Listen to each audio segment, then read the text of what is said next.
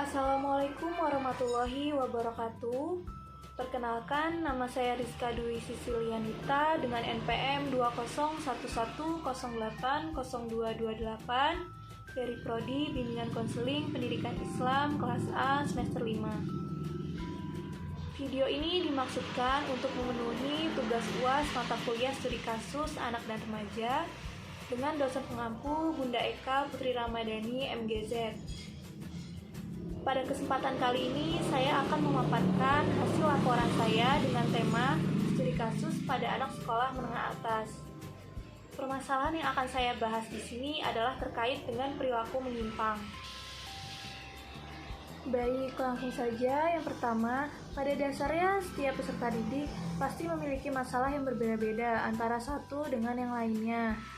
Nah, oleh karena itu dilakukan studi kasus sebagai upaya yang dilakukan untuk membantu memecahkan permasalahan yang dialami oleh peserta didik dengan cara mencari data mengenai peserta didik tersebut.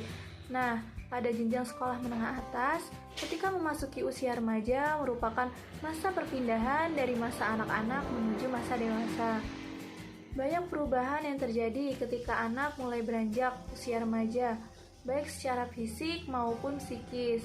Maka dapat dikatakan bahwa usia remaja merupakan usia yang rentan terhadap terjadinya berbagai penyimpangan. Salah satunya yaitu terjadinya perilaku menyimpang. Lalu apa sih perilaku menyimpang itu? Jadi perilaku menyimpang secara sosial tidak mampu menyesuaikan diri dan tingkah lakunya tidak dapat diterima oleh umum dan tidak sesuai dengan norma-norma sosial yang berlaku.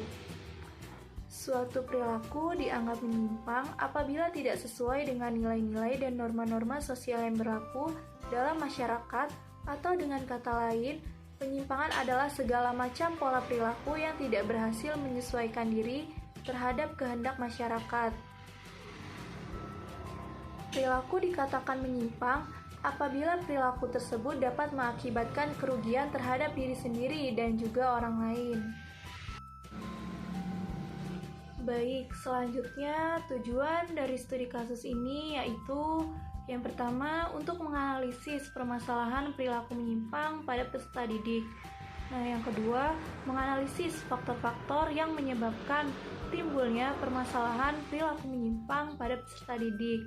Dan yang ketiga, memberikan layanan yang sesuai dengan permasalahan yang dialami oleh peserta didik. Kemudian, sasaran studi kasus ini ditujukan kepada peserta didik di sekolah menengah atas.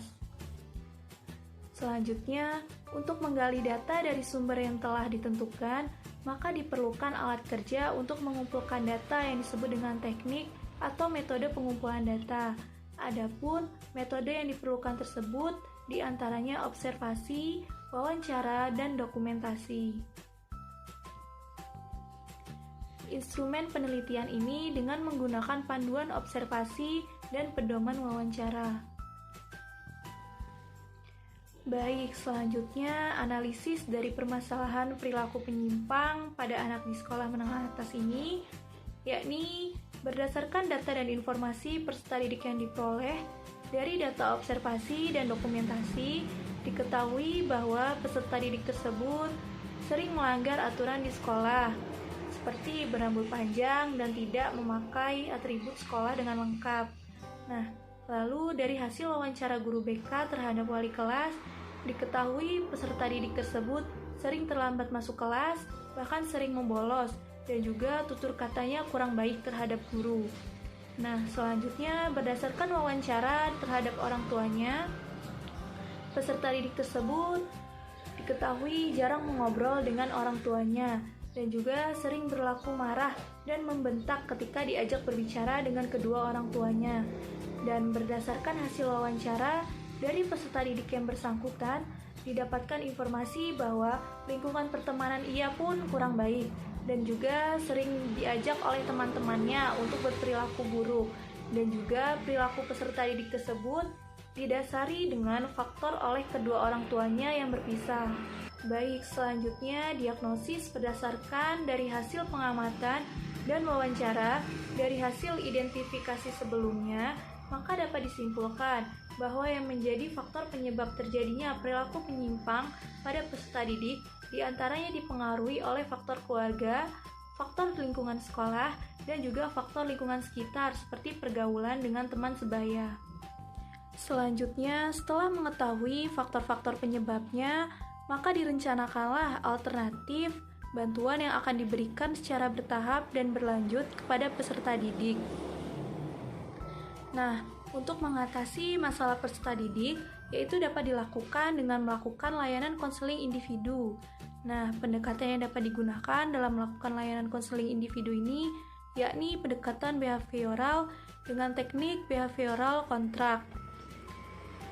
Teknik ini digunakan karena pendekatan ini merupakan permasalahan yang terjadi pada peserta didik adalah permasalahan terkait tingkah laku. Nah, dan juga untuk mengatasi perilaku menyimpang dapat melakukan tindakan preventif, yaitu pencegahan. Dan juga selanjutnya ada tindakan represif, yaitu untuk menunda atau menahan perilaku menyimpang pada peserta didik. Dan yang terakhir yaitu ada tindakan kuratif atau proses rehabilitasi. Selanjutnya yaitu langkah treatment. Langkah ini merupakan upaya untuk melaksanakan perbaikan atau penyembuhan masalah yang dihadapi oleh peserta didik. Berdasarkan keputusan yang diambil dari langkah prognosa, ada pun cara untuk membantu mencegah dan menangani masalah peserta didik yang melakukan perilaku menyimpang.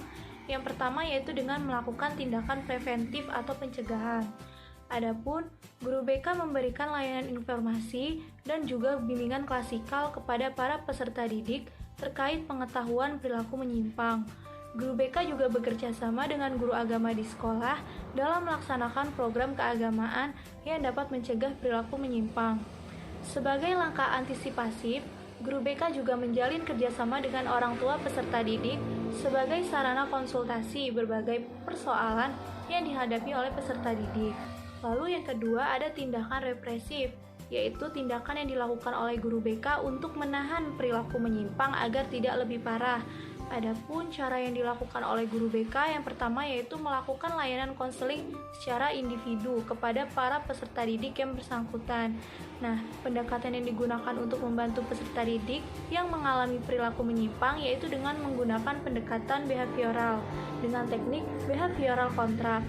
Sekolah juga menegakkan kedisiplinan berupa penerapan sanksi dengan tujuan memberi efek jera kepada peserta didik yang memiliki perilaku menyimpang.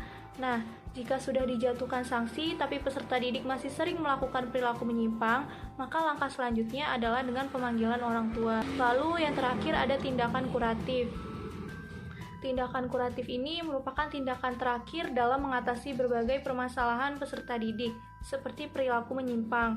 Hal ini dilakukan agar perilaku menyimpang tersebut tidak menjangkiti peserta didik lainnya. Adapun cara yang dilakukan oleh pihak sekolah yang pertama yaitu dengan memberikan skorsing dan juga pengembalian peserta didik kepada orang tua. Nah, jika perilaku penyimpangan sudah termasuk kategori berat, maka akan dilakukan alih tangan kasus ke pihak yang lebih berwenang. Selanjutnya, setelah dilakukan evaluasi, maka langkah selanjutnya adalah menentukan kegiatan tindak lanjut atau follow up kepada peserta didik. Nah, kegiatan tindak lanjut yang dapat dilakukan yaitu berupa yang pertama, selalu memberikan informasi dan motivasi kepada peserta didik supaya berperilaku baik, disiplin, dan mentaati peraturan yang ada baik di rumah, sekolah, maupun lingkungan masyarakat. Yang kedua, selalu membantu, membimbing, dan memberi arah atau masukan kepada peserta didik sesuai dengan kondisi peserta didik. Lalu yang ketiga, selalu memantau perkembangan peserta didik dengan bantuan guru mata pelajaran, guru wali kelas, teman peserta didik, dan juga orang tua peserta didik. Selanjutnya, dari hasil laporan studi kasus yang saya paparkan, dapat disimpulkan, studi kasus merupakan suatu upaya yang dilakukan untuk membantu memecahkan permasalahan yang dialami oleh peserta didik dengan cara mencari data mengenai peserta didik tersebut. Nah, permasalahan yang terjadi di tingkat sekolah menengah atas, salah satunya yakni terjadinya perilaku menyimpang. Permasalahan ini dipengaruhi oleh beberapa faktor, diantaranya faktor keluarga, faktor lingkungan sekolah, dan lingkungan sekitar atau teman sebaya. Nah, untuk mencegah dan menangani permasalahan tersebut, upaya yang dapat dilakukan oleh guru BK adalah dengan melakukan tindakan preventif, represif, dan kuratif. Sekian pemaparan dari saya. Apabila ada kurang dan kesalahan kata saya mohon maaf. Terima kasih. Wassalamualaikum warahmatullahi wabarakatuh.